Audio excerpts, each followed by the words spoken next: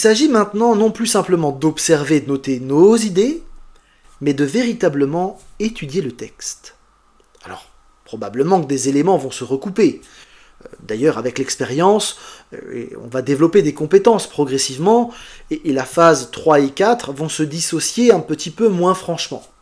Mais comme on est dans l'apprentissage, on va vraiment faire l'effort de d'abord observer, et puis ensuite de chercher à comprendre en étudiant.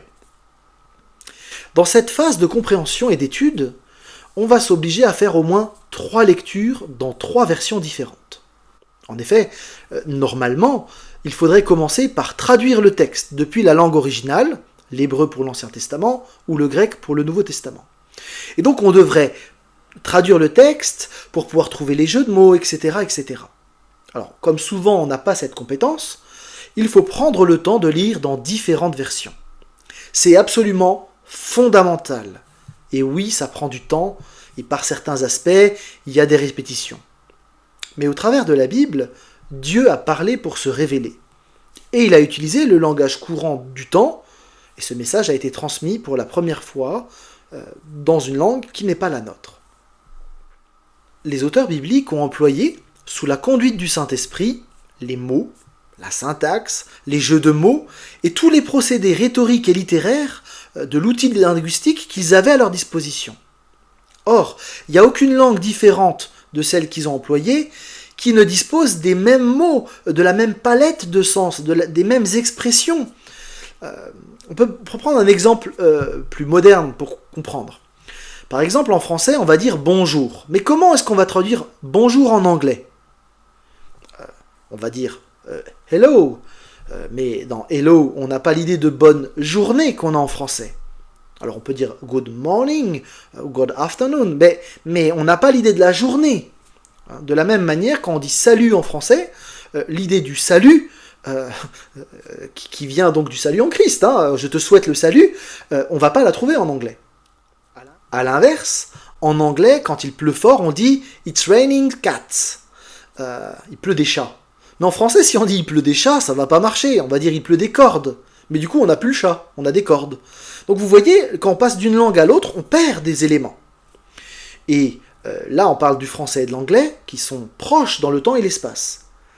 Maintenant, imaginez-vous, avec le texte de Genèse, qui a plus de 3000 ans, on a là une société complètement différente, la société du Proche-Orient, avec des différences énormes. Chaque langue est un mode de pensée, une manière de réfléchir, une manière de voir le monde. Et donc on n'a jamais d'équivalence parfaite. Les traductions ont toujours une forme de trahison. Et les traductions d'ailleurs ne sont pas inspirées. Elles essayent d'approcher au mieux le texte original. Alors, il faut savoir qu'il existe 2 types de traductions. On a certaines traductions qui considèrent que ce qui est important, ce sont les mots que le Saint-Esprit a inspirés. Et donc, on va traduire le mieux possible le mot à mot, ce qu'on appelle des traductions littérales. Mais d'autres estiment que ce qui est important, c'est le sens du texte. Et c'est ça qu'il faut transférer de l'un à l'autre. On a donc 2 conceptions de la traduction. Une traduction qui est orientée vers la correspondance formelle, textuelle, mot à mot, et une traduction qu'on dira d'équivalence fonctionnelle ou d'équivalence dynamique. Chaque traduction a ses avantages et ses inconvénients. Aucune d'elles n'est parfaite. Les traductions à équivalence dynamique proposent des interprétations. Elles vont induire un sens. Et ce sens ne s'impose pas toujours. Donc on a régulièrement des révisions. Les traductions formelles paraissent plus fiables a priori, mais en fait elles induisent parfois, sans le vouloir, aussi une interprétation, ou un certain sens qui peuvent envoyer dans le décor, loin de ce que le texte voulait dire originellement. Prenons quelques exemples, pour que ce soit bien clair. Luc 14, verset 26. Jésus dit « Si quelqu'un vient à moi, s'il ne hait pas son père, sa mère, sa femme, ses enfants, ses frères, etc. il ne peut pas être mon disciple. » Évidemment, le mot « haïr », c'est un mot fort.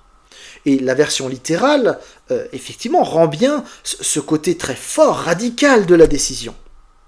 Mais une Bible, avec une traduction d'équivalence dynamique, va traduire « Celui qui vient à moi doit me préférer à son père ». Parce que effectivement, Le texte hébreu utilise une expression classique, le haïr, dans ce sens-là, pour dire quelque chose de la préférence et non pas la nécessité de détester sa famille pour suivre Christ. Et vous voyez que si on applique de manière littérale, on doit haïr son père et sa mère, on va avoir des familles complètement dysfonctionnelles parmi les chrétiens, parce qu'on devrait détester sa famille pour Christ. L'idée de préférence est donc nécessaire pour contrebalancer le poids du mot haïr, qui indique quelque chose de la radicalité. En même temps, le mot de préférence, il est un peu léger par rapport au choix radical, décisif de suivre Christ, quoi qu'il en coûte. Donc les deux traductions vont s'éclairer mutuellement et vont nous permettre de saisir mieux le sens. On pourrait prendre un autre exemple dans Exode 20, verset 14. « Tu ne tueras point » et en français courant, « tu ne commettras pas de meurtre ». Là aussi, on a des nuances de sens extrêmement importantes entre les deux traductions. Et dans ces nuances de traduction vont se loger des débats impressionnants. Alors on ne va pas toujours pouvoir trancher un débat avec un verset, mais typiquement, si on doit enseigner ce verset, il faudrait être prudent et nuancé. Et par exemple, on ne va pas pouvoir trancher le statut d'un soldat en temps de guerre, peut-être sur la base de ce verset « tu ne tueras pas ». Du coup, vous comprenez, j'essaye de vous pousser pour que vous preniez des traductions. En fait, c'est pas récent. Déjà, saint Augustin, dans son traité de culture chrétienne, disait que la confrontation de différentes traductions permet, comme à tâtons, d'entrevoir quelque chose de l'original vers lequel elles convergent. Et cela, même pour un lecteur à qui cet original reste inaccessible. Donc, idéalement, pour pouvoir faire votre travail de compréhension, il faudrait prendre au moins une version de chaque grande famille. Elle s'affiche ici. Vous avez donc les bibles de traduction formelle d'un côté et les bibles de traduction d'équivalence dynamique de l'autre. Idéalement, il faudrait en avoir au moins une de chaque. Personnellement, j'utilise la version de Darby pour sa proximité avec les mots de l'original, parfois même Chouraki pour être vraiment déstabilisé par le texte, mais plus souvent j'utilise la Nouvelle Bible Second pour la traduction littérale, et puis j'utilise la Summer pour la traduction d'équivalence dynamique. Alors sachez qu'il existe des logiciels ou même des sites internet qui permettent de comparer des versions du biblique, là il y en a plein. Mais vous voyez, on n'est plus simplement dans une phase où on observe le texte en projetant nos idées. On va être assez méthodique cette fois-ci pour bien comprendre le texte. C'est un travail indispensable pour prêcher le texte et pas autre chose. Donc en lisant ces traductions, eh bien on va noter les nuances, on va prendre des notes au brouillon, et on va aussi essayer de répondre à des questions classiques de compréhension. Ces questions de compréhension, qui parle dans notre texte, à qui ou pour qui ça a été écrit, quelle cause, quel objectif, ce sont des questions qui vont nous aider à comprendre le sens du texte. Et donc je nous invite à véritablement nous poser ces questions. Parfois c'est évident, parfois il faut faire un travail de recherche, quelques versets avant, quelques versets après, pour bien comprendre de quoi parle ce texte. Et donc en essayant de comprendre, on va pouvoir s'approcher du sens du texte. Notez bien que régulièrement il faut lire plus que notre section pour comprendre le contexte.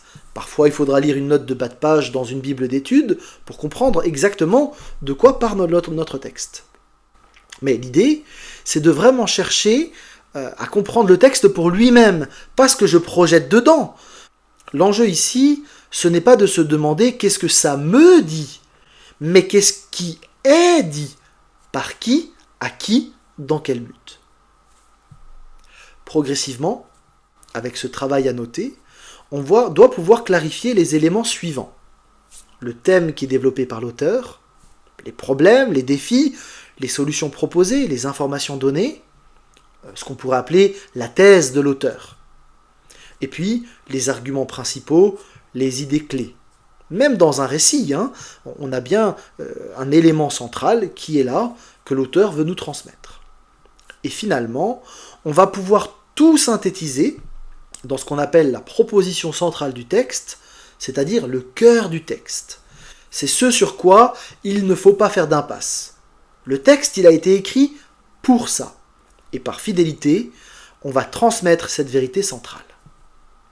C'est cette proposition centrale, le cœur du texte, que je vais devoir transmettre à mon public.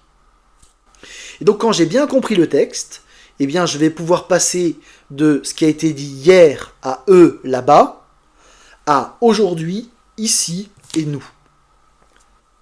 Prenons l'exemple de Matthieu 16, et on va essayer de chercher la proposition centrale de ce texte. Dans Matthieu 16, Jésus demande à ses disciples qui il est. Pierre le reconnaît comme Messie, fils de Dieu, et Jésus va acquiescer à cette déclaration, et il dit qu'il va bâtir son Église sur ce fondement, sur cette déclaration. La proposition centrale de tout ce texte, c'est la question de l'identité de Jésus. Il est le Fils de Dieu, le Seigneur. Et il se présente comme le seul fondement de l'Église. Une fois que j'ai compris cette proposition centrale, après avoir réfléchi aux différentes questions qu'on a vues, eh bien je vais pouvoir choisir un angle d'attaque pour transmettre ce texte. Je peux par exemple prêcher sur le fait que Jésus est plus qu'un prophète. Ça aurait du sens dans un contexte, par exemple, avec des amis musulmans qui réfléchissent à l'identité de Jésus. Je pourrais aussi prêcher sur le fait que Jésus est le seul fondement de l'Église. Je pourrais aussi prêcher sur le fait que Jésus bâtit son Église et qu'elle est multiethnique, mais que c'est bien lui le seul fondement. Donc je pourrais avoir des angles assez variés sur le sujet. J'ai toujours la même proposition centrale, mais je peux faire différentes prédications à partir de cette proposition centrale. Si on réfléchit un petit peu avec le texte de Matthieu 7, j'aimerais vous inviter, si vous avez le temps, à faire une pause et de lire donc ce texte de Matthieu 7 et de réfléchir un petit peu à ces questions pour que vous essayiez vous-même de vous exercer à trouver qui parle, à qui, pourquoi, et d'essayer de comprendre quel est le cœur du texte.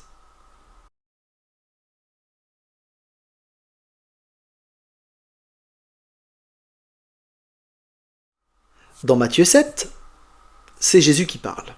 Il parle à ses disciples et à une foule qui veut le suivre. On est dans le registre de l'enseignement, dans un contexte où il parle du fait de vivre en disciple. Et notre texte est une parabole didactique, une sorte d'exemple illustré, qui a pour but de présenter une seule vérité, une vérité qui conclut tout le sermon sur la montagne. C'est un enseignement qui va être répété plusieurs fois. Quelle est la proposition centrale de ce texte ? Comment vous le formuleriez-vous ? On peut le formuler avec une des phrases du texte. Celui qui écoute ce que je dis et qui l'applique, ressemble à un homme sage. Du coup, en comprenant cette proposition centrale, il y a des choses dans ce que j'avais observé que je vais devoir laisser de côté. Parce que ma belle chanson, Le fou sur le sable a bâti sa maison, c'est une super chanson. On fait des beaux gestes, etc. Mais la chanson transmet l'idée que le sage, c'est celui qui bâtit sa vie sur Jésus. Ce qui, fondamentalement, vous l'admettrez, n'est pas faux. Sauf que ce n'est pas ce que dit le texte. Le texte dit que le sage, c'est pas celui qui a bâti sa vie sur Jésus, mais c'est celui qui écoute et qui met en pratique l'enseignement de Jésus. Et donc notre texte, il ne faudrait pas le tordre. Et donc ma belle chanson, je ne vais pas l'utiliser parce qu'elle ne reflète pas l'enseignement du texte.